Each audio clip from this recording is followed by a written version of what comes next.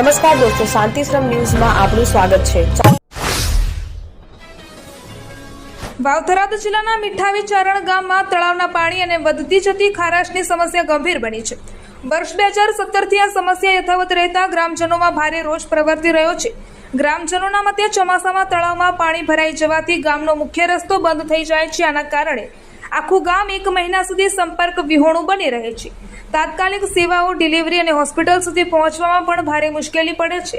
થરાદ જવા માટે પણ કોઈ વૈકલ્પિક માર્ગ નથી।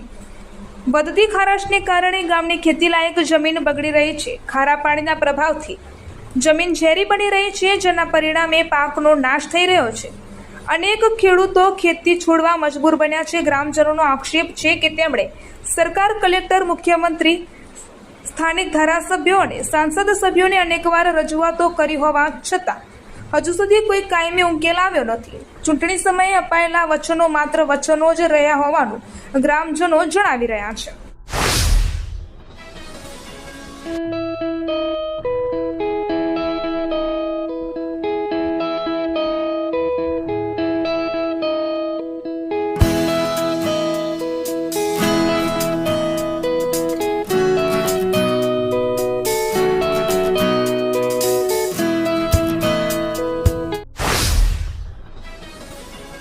કાંકરેજ વિધાનસભા કોંગ્રેસ સમિતિ દ્વારા સંગઠનને વધુ મજબૂત કરવા અને ભવિષ્યની રણનીતિ ઘડવા માટે એક વિશેષ ચિંતન બેઠકનું આયોજન કરવામાં આવ્યું હતું। કાંકરેજના ધારાસભ્ય અમૃતજી ઠાકોરના ઓગળના ચાંગા સ્થિત નિવાસસ્થાને યોજાયેલી આ બેઠકમાં મોટી સંખ્યામાં કાર્યકરો જોડાયા હતા। ઓગળ કાંકરેજ તાલુકા કોંગ્રેસ સમિતિના નેજા હેઠળ યોજાયેલી આ બેઠકનો મુખ્ય ઉદ્દેશ પક્ષના સંગઠનમાં નવી ચેતનાનો સંચાર કરવાનો અને આગામી ચૂંટણીઓ માટે સચોટ રણનીતિ તૈયાર કરવાનો છે। કાંકરેજ તાલુકાના મુખ્ય મથક શિયોરીમાં ગઈ રાત્રે યુજીવીસીએલની બેદરકારીના કારણે વીજળી ગુલ થઈ ગઈ હતી। રાત્રે 9:45 વાગ્યે બસ સ્ટેન્ડ પાસેના એક ડીપી નજીક મોટો ધડાકો થતાં સમગ્ર શહેર અંધારપટમાં ગરકાવ થઈ ગયું હતું। પ્રાથમિક માહિતી અનુસાર ઘણા દિવસોથી બસ સ્ટેન્ડ પાસેની ડીપી નજીક લીમડાના ઝાડમાં જીવતા વીજ વાયરો પવનને કારણે અથડાઈને તણખા ઝેરતા હતા। તંત્રની નિષ્ક્રિયતા વચ્ચે ગઈ રાત્રે આશરે 9:45 વાગે આ ધડાકો થયો હતો। બનાસકાંઠાના થરા શિયોરી નેશનલ હાઈવે પર વડાના પરા નજીક સોયાબીન તેલના ડબ્બા ભરેલા એક ટ્રેલરને અકસ્માત નડ્યો હતો। આ ઘટનામાં ટ્રેલર ચાલક ઇજાગ્રસ્ત થતાં તેને થરાની રેફરલ હોસ્પિટલ ખાતે ખસેડવામાં આવ્યો હતો। પ્રાપ્ત માહિતી અનુસાર આ ટ્રેલર ગાંધીધામ કંડલા તરફથી સોયાબીન તેલના ડબ્બા ભરીને રાજસ્થાન તરફ જઈ રહ્યું હતું। ઓગળ તાલુકાના વડા નજીક થરાથી શિયોરી પસાર થતા રાધનપુર ડીસા નેશનલ હાઈવે પર વડાના પરા નજીક પહોંચતા ચાલકે સ્ટીયરિંગ પરનો કાબુ ગુમાવ્યો હતો, જેના કારણે ટ્રેલર રોડની સાઈડમાં પલટી ગયું હતું। બનાસકાંઠા જિલ્લાના ડીસા તાલુકાની ધી ગેનાજી ગોળિયા દૂધ ઉત્પાદક સહકારી મંડળીમાં લાખો રૂપિયાની નાણાકીય ગેરરીતિનો મામલો સામે આવ્યો છે। મંડળીના તાત્કાલિન મંત્રીએ પોતાના હોદ્દાનો દુરુપયોગ કરીને પશુપાલકોના 60,20,140 રૂપિયાની ઉચાપત કરી વિશ્વાસઘાત કર્યો હોવાની ફરિયાદ નોંધાઈ છે। મંડળીના વર્તમાન ચેરમેન શંકરજી દલાજી માળીએ નોંધાવેલી ફરિયાદ મુજબ વર્ષ 2023 થી વર્ષ 2025 દરમિયાન બનાસ ડેરીના અધિકૃત અધિકારીઓ દ્વારા કરાયેલા ઓડિટમાં કુલ રૂપિયા 62,71,103 રૂપિયાની નાણાકીય ગેરરીતિ બહાર આવી છે। વાવ-થરાદ જિલ્લામાં ભારતમાલા હાઈવેના સર્વિસ રોડ પર એક અકસ્માત સર્જાયો હતો। થરાદના દુધવા માંગરોળ વચ્ચે ભાપી 3 રસ્તા પાસે એક ગાડી ઓવરટેક કરતી વખતે રોડની સાઈડમાં ખાબકી ગઈ હતી। આ ઘટનામાં કોઈ જાનહાનિ સર્જાઈ નથી।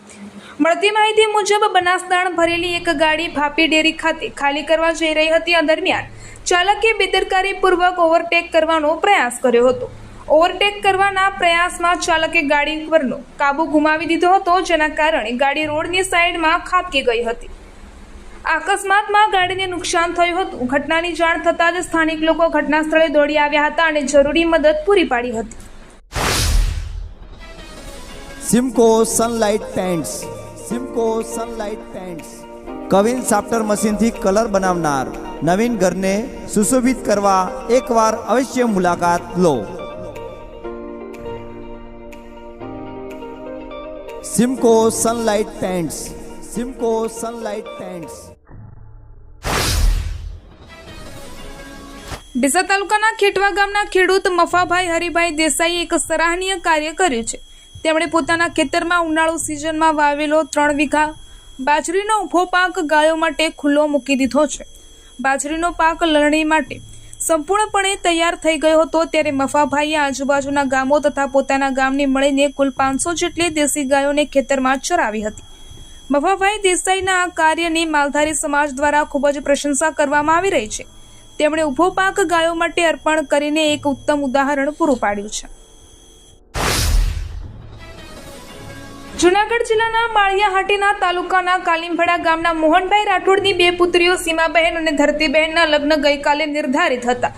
બંનેની જાણ આવી ગઈ હતી ત્યારે એક હૃદયદ્રાવક ઘટના સામે આવી હતી. જ્યાં 2 પુત્રીઓના લગ્નનો મંગળ અવસર હતો ત્યાં જ પિતાનો હાર્ટ એટેકથી આકસ્મિક નિધન થતાં પરિવાર પર આભ તૂટી પડ્યું હતું. જોકે લગ્નમાં આવેલ જાન અને મહેમાનોની હાજરીને ધ્યાનમાં રાખીને પરિવારે ભારે હૈયે પિતાના મોતના સમાચાર જાન વિદાય ન થઈ ત્યાં સુધી ગુપ્ત રાખ્યા હતા. સવારે લગ્ન ગીતો ગવાઈ રહ્યા હતા ત્યારે સાંજ પડતા જ મરસિયા ગાવાનો વારો આવ્યો હતો. મોડી રાત્રે ગમગીન માહોલમાં મોહનભાઈની અંતિમ યાત્રા કાઢવામાં આવી હતી. આ ઘટનાથી સમગ્ર પથકમાં ભારે અરેરાટી અને શોકની લાગણી વ્યાપી ગઈ છે. ઘરના મોભીનું અવસાન થતાં જ પરિવારમાં માતમ છવાઈ ગયો હતો. પરંતુ દીકરીઓના લગ્નમાં કોઈ વિઘ્ન ન આવે અને જાનૈયાઓ મૂંઝવણમાં ન મુકાય તે માટે પરિવારે અત્યંત કઠણ કાળજું રાખી આ વાત છુપાવી રાખી હતી. બપોરે જાનૈયાઓએ ભોજન લીધું ન ત્યાં સુધી કોઈને અણસાર આવવા દીધો ન હતો. આ દરમિયાન પરિવારના સભ્યોએ અન્નનો એક દાણો પણ મોઢામાં નાખ્યો ન હતો. ઉત્તર ગુજરાતના પ્રસિદ્ધ યાત્રાધામ ઢીમા ખાતે આગામી પૂનમ નિમિત્તે હજારો શ્રદ્ધાળુઓ દર્શનાર્થે આવશે. કાળઝાળ ગરમીને ધ્યાનમાં રાખીને ઢીમા ધરણીધર મંદિર ટ્રસ્ટ દ્વારા શ્રદ્ધાળુઓ તેમજ પશુ પક્ષીઓ માટે વિશેષ વ્યવસ્થા કરવામાં આવી છે. મંદિર ટ્રસ્ટ દ્વારા ભક્તોને ગરમીમાં રાહત આપવા માટે ઠંડા પાણી અને લીંબુ શરબતનું સુંદર આયોજન કરવામાં આવ્યું છે. દર્શનાર્થે આવતા તમામ યાત્રાળુઓ આ સેવાનો લાભ લઈ શકશે, જેથી ઉનાળાની આકરી ગરમીમાં તેમને સાત્વ ના મળી રહે. માનવ સેવા ઉપરાંત ટ્રસ્ટ દ્વારા મૂંગા પશુ પક્ષીઓની ચિંતા કરતા એક પ્રશંસનીય પહેલ કરવામાં આવી છે. વધતા જતા તાપમાનમાં પક્ષીઓને પાણી મળી રહે તે માટે મંદિર પરિસરમાં આવતા શ્રદ્ધાળુઓને મફત કુંડા વિતરણ કરવાનું આયોજન કરવામાં આવ્યું છે. ગુજરાત માધ્યમિક અને ઉચ્ચતર માધ્યમિક શિક્ષણ બોર્ડ દ્વારા ફેબ્રુઆરી-માર્ચમાં લેવામાં આવેલી ધોરણ 10 અને ધોરણ 12ની પરીક્ષાના પરિણામની તારીખો જાહેર કરવામાં આવી છે. ધોરણ 12 સાયન્સ, કોમર્સ અને આર્ટ્સ એમ ત્રણેય પ્રવાહ અને ગુજકેટનું પરિણામ 4 મેના રોજ જાહેર કરવામાં આવશે, જ્યારે ધોરણ 10નું 6 મેના રોજ પરિણામ જાહેર કરવામાં આવશે. ધોરણ 10 અને ધોરણ 12ના કુલ 15 લાખ જેટલા વિદ્યાર્થીઓએ આ પરીક્ષા આપી હતી.